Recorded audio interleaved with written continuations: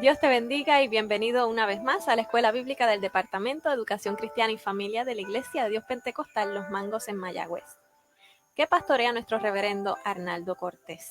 En esta noche vamos a estar hablando acerca de la perspectiva bíblica de la sexualidad humana. Así es que no te vayas, quédate con nosotros para que puedas ver, para que puedas escuchar acerca de este tema tan importante e interesante que nos compete a todos. Podemos ver que la Biblia comienza con su discusión acerca de la sexualidad humana en el libro de Génesis, cuando nos habla de la creación.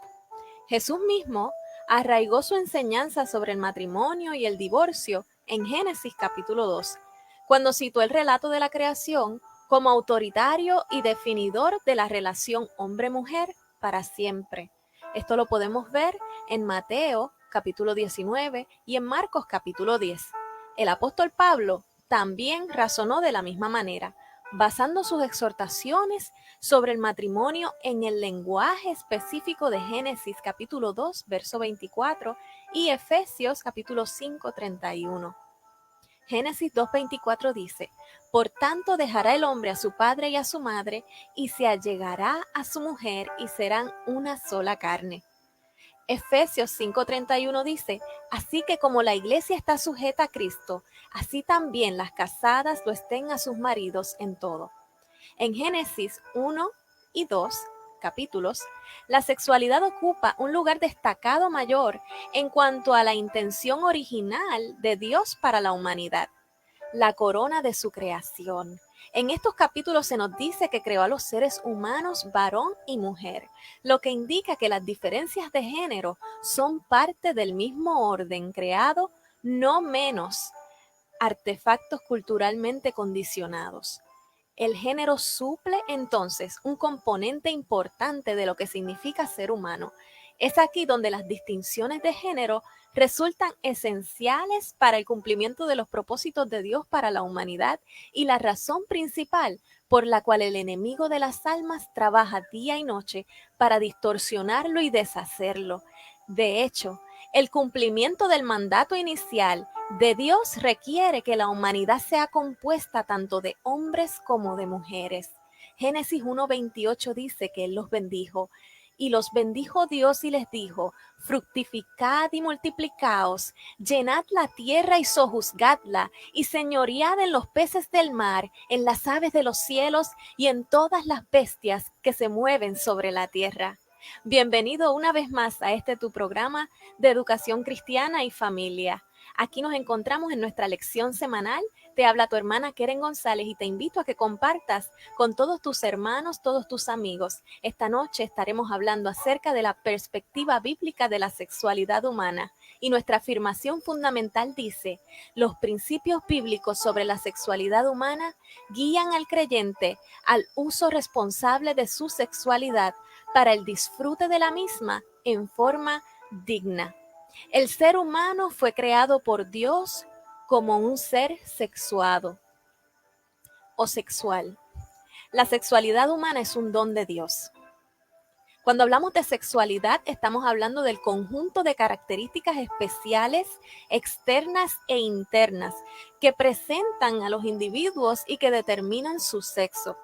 Es un conjunto de fenómenos que se relacionan al instinto y al placer sexual. Podemos resumir brevemente nuestra posición bíblica, y es que la sexualidad humana es un don divino, es un regalo de Dios, por el cual los seres humanos creados como hombres y mujeres pueden experimentar en el matrimonio una unión profunda y multifacética, o sea, una unión que es física, intelectual, emocional y espiritual, y cumple con el mandato divino de ser fructíferos y de multiplicarnos, como nos dice Génesis 1:28. Cuando hablamos del significado de la palabra fructificar, es que demos fruto. Pero cuando nosotros vamos al hebreo y buscamos la palabra hebrea para fructificar, la palabra hebrea es para. Y la palabra para significa fértil. Así que Dios le estaba diciendo a Adán y a Eva: sean fértiles, o sea, busquen hacer todo lo que es bueno para ustedes poder ser fértiles y de una vez asimismo poder dar el fruto que tienen que dar. Y les proveyó con el huerto del Edén, con todos los frutos, con todos los alimentos necesarios que eran para ellos, para su físico, para ellos poder estar saludables y poder entonces tener ese milagro de ser fructíferos y multiplicarse para llenar la tierra. La fertilidad es parte de nosotros. Y el Señor así lo dispuso y nos bendijo para que fuésemos fértiles y pudiésemos entonces nosotros reproducirnos. La obediencia a este mandato divino original, a esta bendición divina de ser fértiles y multiplicarnos, hubiera sido imposible si Dios no hubiera creado a un hombre y a una mujer, bendiciendo nuestras distinciones innatas de género. El género permite la maravillosa mezcla de semejanza y diferencia que hacen posible la intimidad sexual y la procreación. El género y el sexo son dos dones divinos, parte de una creación terminada que Dios declaró muy buena. Sin importar cuán desconcertante y cuán problemática sea la sexualidad humana, o pueda haberse convertido, en mejores palabras, especialmente en nuestros días, Dios no quiso que fuera de esta manera. La sexualidad es una bendición divina. Dios creó a los seres humanos aptos no solo para la intimidad espiritual con Él, sino también para una intimidad muy especial dentro del matrimonio. El orden inicial creado por Dios era en efecto muy bueno, pero la caída del hombre en el huerto del Edén y de la mujer lo cambió todo. Se interrumpió en primer lugar la intimidad espiritual que teníamos con Dios, que nos destina a disfrutar dentro del matrimonio, incluida esa dimensión sexual. Desde la caída nuestra sexualidad está rota.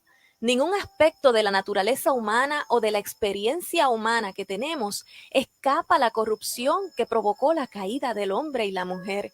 Cuando la naturaleza humana cayó, la sexualidad humana cayó con ella. Por lo tanto, no es sorprendente encontrarnos con tantos trastornos sexuales en el mundo. El diseño original de Dios para el sexo, que florezca en el contexto de un matrimonio entre un hombre y una mujer, es lo que el Señor quería, pero se ha frustrado en innumerables maneras.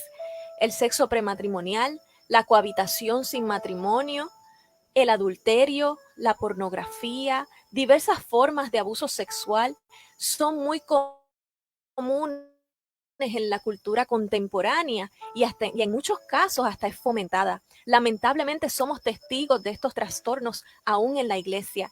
En raras ocasiones, algunos pastores también han sucumbido a la inmoralidad sexual, porque hermanos, seguimos siendo humanos, seguimos estando ahí de frente, seguimos estando de frente a las tentaciones. Ellas no se van porque nosotros tengamos a Cristo en nuestras vidas. Las tentaciones continúan. El hombre y la mujer fueron creados por Dios como seres sexuados para complementarse entre sí, llegando a ser una unidad en la intimidad y en el compromiso de la unión sexual a través del matrimonio. Hay experimentos que se han estado haciendo e investigaciones acerca de las funciones de lo que hace el semen dentro de la mujer. Y una de las cosas que ha sido muy interesante que hemos estado leyendo y estado investigando es que nos habla acerca de cómo ese semen logra hacer cambios genéticos en nuestros sistemas. Y estos cambios genéticos pasan a su vez al feto. También ayuda en el proceso para hacer que la mujer tenga una producción de ciertas hormonas, de ciertos químicos dentro de su cuerpo que la preparan para esa fecundación del óvulo.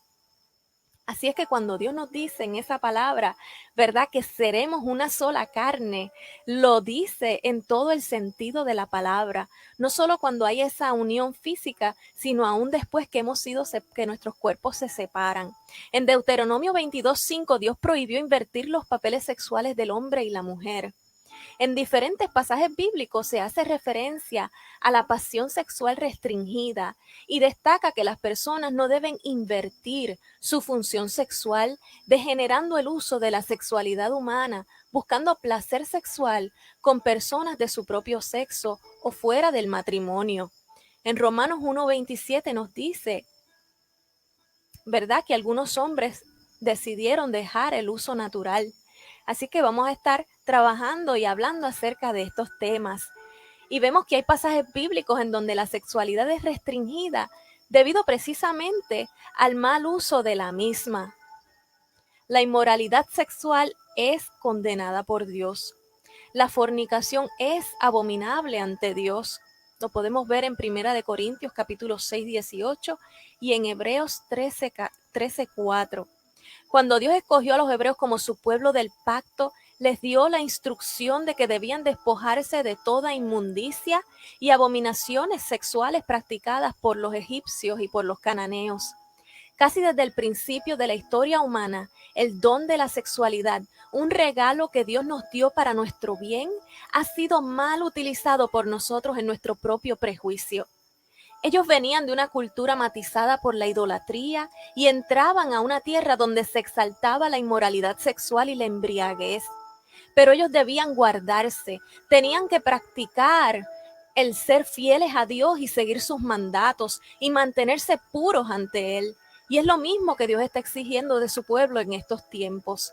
Algunos de los héroes más ilustres del Antiguo Testamento, Abraham, Isaac, Jacob, David, Salomón, practicaron la poligamia a pesar de que Dios quiso que el matrimonio fuera entre hombre y mujer, uno solo, una relación monógama.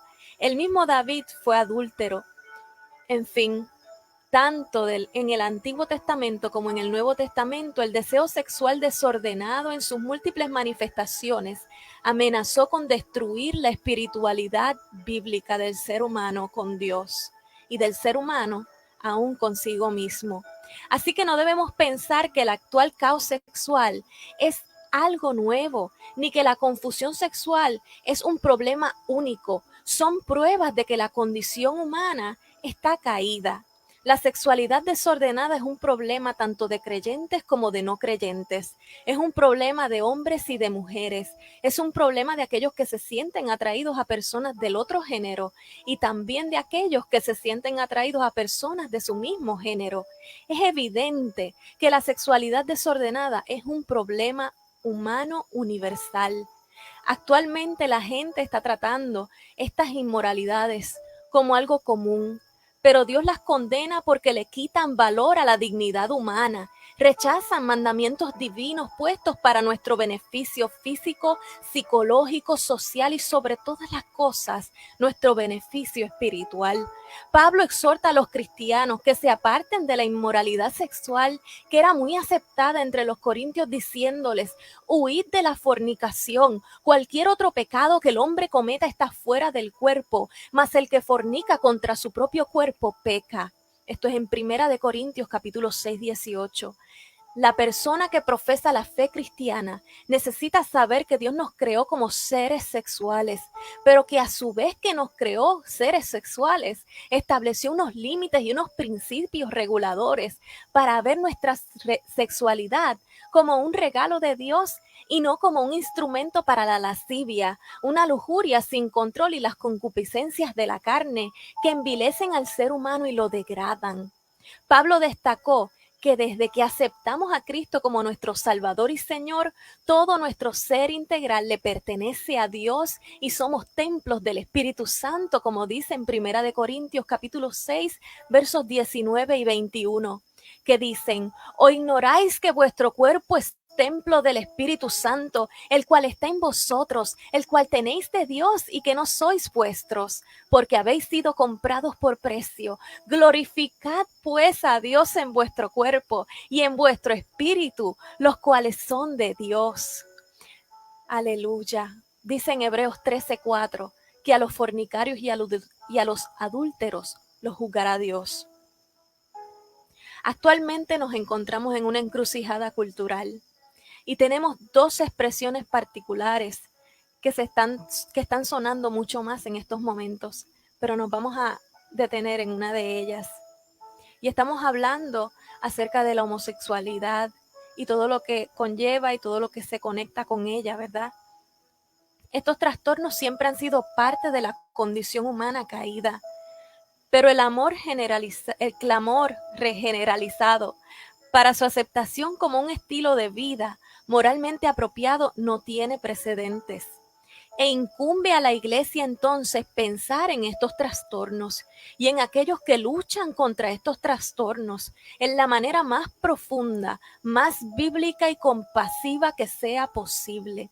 En la posmodernidad, los medios de comunicación masiva se han dedicado a exaltar las prácticas homosexuales y casi les declaran héroes a aquellos hombres y mujeres que abiertamente se declaran homosexuales. La homosexualidad se ha convertido en un tema muy controvertido en los últimos años. Asuntos de gran importancia de este debate, incluyendo la naturaleza de la sexualidad humana y la naturaleza de la autoridad bíblica. Así que debemos pensar profundamente y hablar con claridad sobre estos asuntos. Sin embargo, estamos llamados como cristianos a hablar la verdad en amor. Esto nos obliga a navegar con cuidado.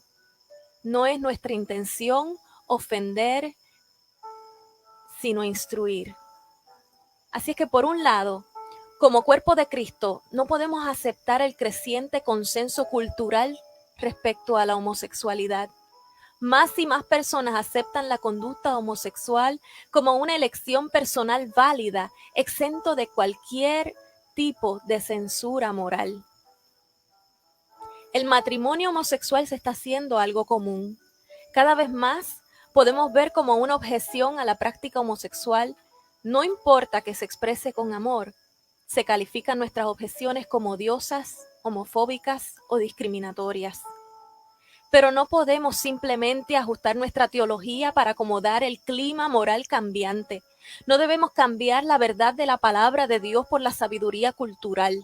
Ahora bien, no podemos como iglesia exagerar al señalar la práctica homosexual como si se tratara del único objeto de denuncia divina o el único pecado que existe. Sí, las escrituras indican claramente que Dios desaprueba la conducta homosexual, pero tenemos que ver también que las escrituras son igualmente claras en cuanto a la desaprobación divina de la inmoralidad heterosexual, como el bestialismo, la fornicación, el adulterio, el incesto, la prostitución, las violaciones y todo tipo de vicio sexual. Estas las podemos ver ejemplos de esto en Génesis, Jueces, en Levíticos, en Romanos, en Primera de Corintios y en Primera de Timoteo. Toda clase de inmoralidad sexual contradice la clara enseñanza bíblica, distorsiona el don divino de la sexualidad y se encuentra bajo el justo juicio de un Dios santo, un Dios puro, un Dios sabio que solo busca el bienestar de su creación a través de estas enseñanzas y estas ordenanzas.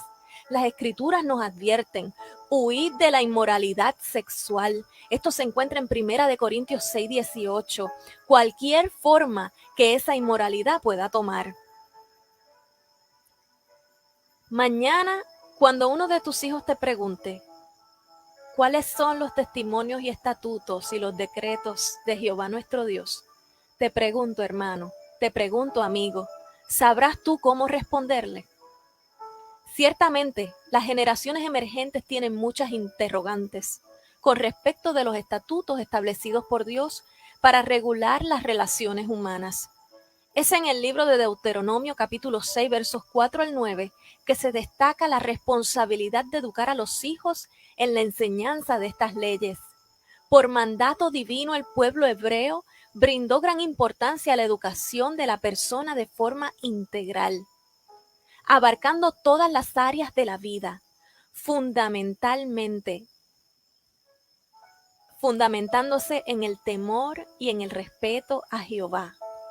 Casi todos los aspectos de la vida cotidiana se enseñaban en el hogar, caracterizados por un matiz religioso, pues nada bíblicamente ordenado es para mal, sino que todo lo ordenado por Dios fue para bien de cada uno de nosotros y nosotras. En las culturas del mundo hay un gran tabú, incomodidad y hasta pensamiento de que educar en temas de sexualidad, de acuerdo a cada edad, solo dará paso a todo tipo de conductas sexuales antes del tiempo que les corresponden.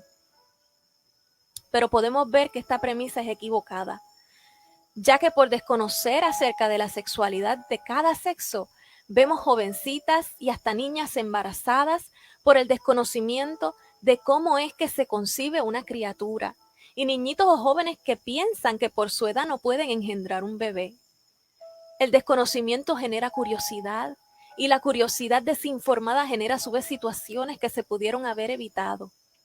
¿Cuántas veces he visto padres obligar al casamiento a sus hijos o hijas porque simplemente ya cometieron un error? Y la única manera de enmendarlo en sus mentes es que se casen, para que entonces el matrimonio santifique y limpie el pecado que se cometió cuando esto solo empeora las cosas. Solo el sacrificio de Cristo limpia el pecado cometido. Solo el sacrificio de Cristo limpia el corazón, limpia la mente. Solo el sacrificio de Cristo puede sanar y puede enmendar este tipo de situaciones. Hay momentos en que es correcto y hay momentos en que no lo es. Tenemos que ser prudentes, ser sabios y buscar dirección divina.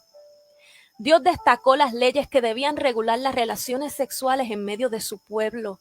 Pero es su pueblo. Somos nosotros los responsables de enseñar estas leyes a nuestros hijos y a todo aquel que desee conocerlas para mantenerse limpio, puro y agradable ante la presencia de Dios Padre, Dios Hijo, Dios Espíritu Santo, en todo su majestuoso e incomparable esplendor.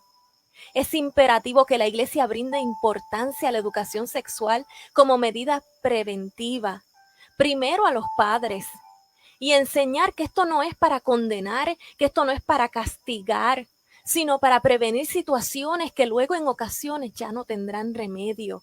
Pues el remedio puede ser a veces puede ser peor que la enfermedad, amados. Las generaciones que se levantan hoy necesitan ser educadas percibiendo su sexualidad como un regalo de Dios que debe ser atesorado, valorado y preservado, aprendiendo a practicar la pureza sexual, apartándose de toda práctica vergonzosa fuera del matrimonio establecido por Dios. Es imperativo vivir de acuerdo con las ordenanzas establecidas por Dios. Tanto los adultos como las generaciones emergentes necesitan cultivar una percepción saludable de la sexualidad masculina y femenina. Los padres deben educar a sus hijos desde pequeños, utilizando el vocabulario adecuado para identificar sus órganos sexuales, orientándolos sobre higiene personal de sus órganos reproductivos, el cuidado de los mismos como partes privadas y las diferentes etapas de desarrollo del cuerpo humano, siempre con sus nombres correctos y énfasis en la importancia de que sean ellos mismos los que mantengan esa higiene y nadie más. Dentro de ese mismo proceso y según la edad debemos como padres ir enseñándoles a nuestros hijos e hijas los estatutos, los decretos establecidos por Dios sobre las relaciones sexuales en ambos testamentos y fomentar en ellos el deseo de mantener su pureza sexual, evitando la práctica de los vicios sexuales que cada día son más fomentados en este mundo posmoderno. Estamos viviendo una cultura de adoctrinación de lo que es moralmente correcto, no solo ante los ojos de Dios, pero ante los ojos de aquellos que pueden ver que esto es para beneficio de la mayoría. Cuando la persona posee una percepción sana de su sexualidad, se esmera en canalizar el impulso sexual para expresarlo amorosamente dentro del matrimonio. En el disfrute de su sexualidad, los cónyuges en su relación sexual obedecerán el mandato divino de llevarlo con honra y sin mancha, como nos dice Hebreos 13:4. En la palabra de Dios podemos encontrar muchos misterios que con el pasar de los años han sido revelados a través de su Espíritu Santo. El matrimonio es hermoso y sabemos cómo es y para qué es. Es un misterio que nos ha sido revelado, la interconexión que tenemos con el Señor a través del matrimonio. La sexualidad desordenada sigue siendo un problema profundo y extenso, pero Dios ha provisto un remedio que nos libera y arregla a través del Evangelio de Jesucristo. Dios nos creó para experimentar plenitud integral como seres humanos, incluyendo plenitud sexual. Dios nos creó para experimentar esa plenitud integral, tan trágicamente distorsionada por el pecado. Puede ser restaurada por la gracia de Dios. cuando ha sido quebrantada. Nuestra sexualidad caída puede ser redimida en Cristo. Podemos ser redimidos de la pena del pecado. Jesús llevó todos nuestros pecados en la cruz. Cristo murió por todo el mundo, por los que se sienten atraídos a los del mismo sexo, por los que tienen confusión de género y por aquellos de nosotros cuyas vidas están rotas sexualmente de otras maneras. No hay ningún pecado sexual o de otro tipo que no pueda ser perdonado por Dios para aquellos que confían en Jesús. Cuando estamos en Cristo, la pena del pecado es pagada. Así que nuestra identidad verdadera se encuentra en Cristo, no en la atracción sexual.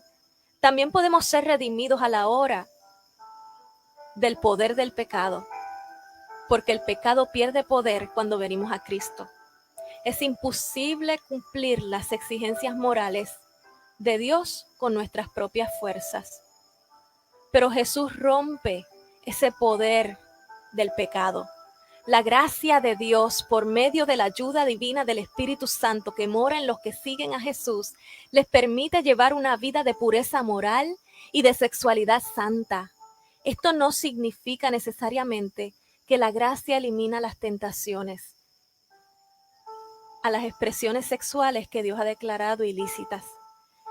El hecho que Dios nos da su gracia no quiere decir, por ejemplo, que la atracción hacia el mismo sexo o la confusión de género sean necesariamente eliminadas.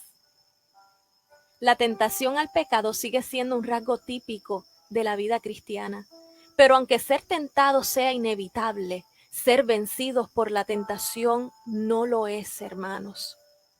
En 1 Corintios capítulo 10, verso 13 dice: no os ha sobrevenido ninguna tentación que no sea humana, pero fiel es Dios, que no os dejará ser tentados más de lo que podéis resistir, sino que dará también juntamente con la tentación la salida para que podáis soportar.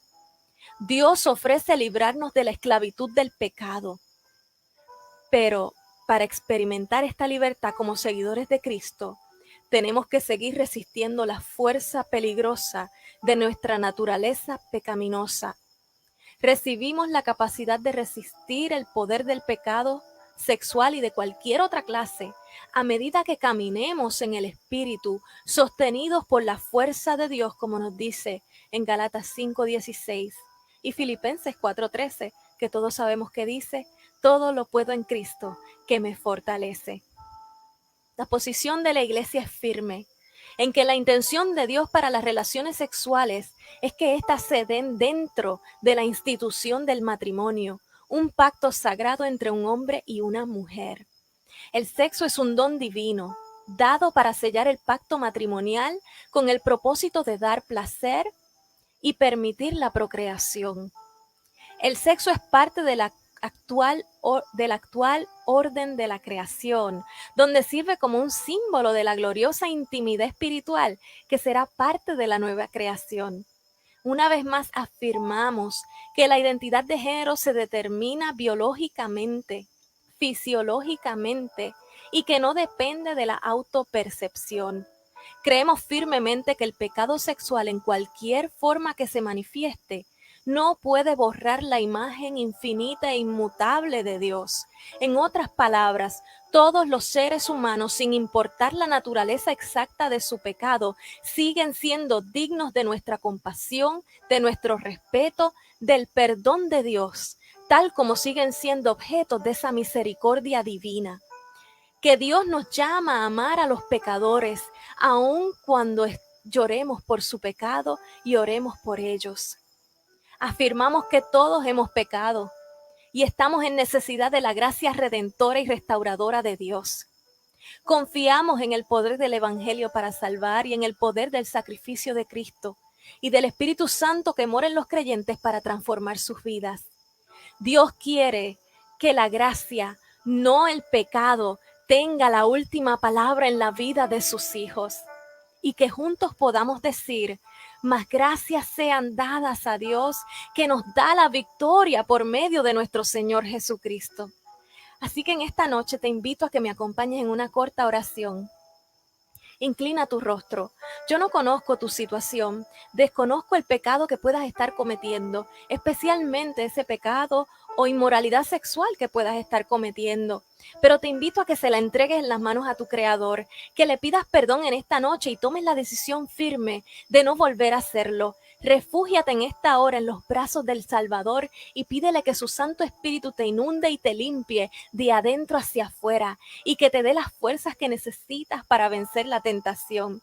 Y a ti que estás firme, te invito a que ores para que tu pie no tropiece cuando la tentación se presente. Sé luz para aquellos que se encuentran en tinieblas y no saben cómo salir de ellas.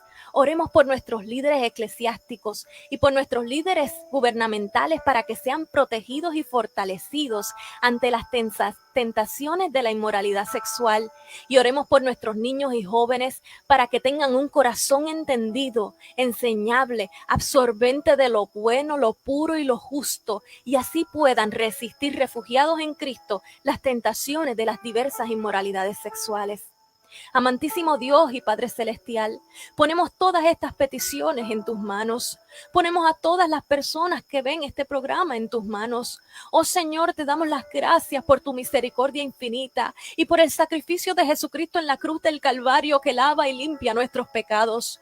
Toma el control de los pensamientos, Señor, en estos momentos. Sé tú llevando tu voz clara, Señor, a cada uno de ellos. Y sé tú dándole la palabra que cada uno de ellos necesita para ser consolado, para ser fortalecido, para ser levantado, para ser limpiado y ser perdonados. Oh Padre amado, yo te doy las gracias y te doy la gloria. Oh Señor, porque tú nos das las fuerzas día a día para seguir hablando tu palabra, para seguir estudiándola y enseñándola a aquellos hermanos, a aquellos amigos, Señor, que nos ven.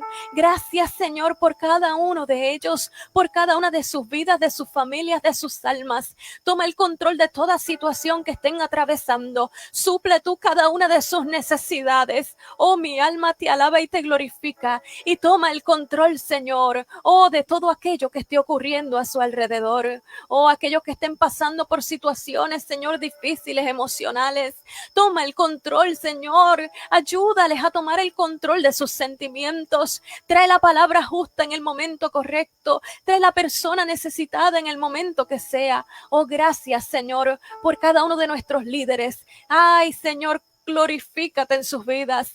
Toma el control, Señor, en sus vidas y protégeles de toda tentación. Dales las fuerzas, Señor, y así como dice tu palabra, dales la salida, Señor, para que así mismo ellos también puedan seguir manteniéndose puros, dignos y sin mancha delante de tu trono. Asimismo, ponemos en tus manos a cada uno de los gobernantes de los países en el mundo. Sé tú glorificándote en sus vidas, Señor. Sé tú dándoles sabiduría. Sé tú dándoles un encuentro personal contigo a aquellos que no te conozcan y dándole las fuerzas a aquellos que te conocen para poder seguir firmes, Señor, en tu palabra, en tus estatutos y en tus mandatos. Gracias, Señor, por aquellos que aceptaron el reto y decidieron aceptarte como su Salvador personal.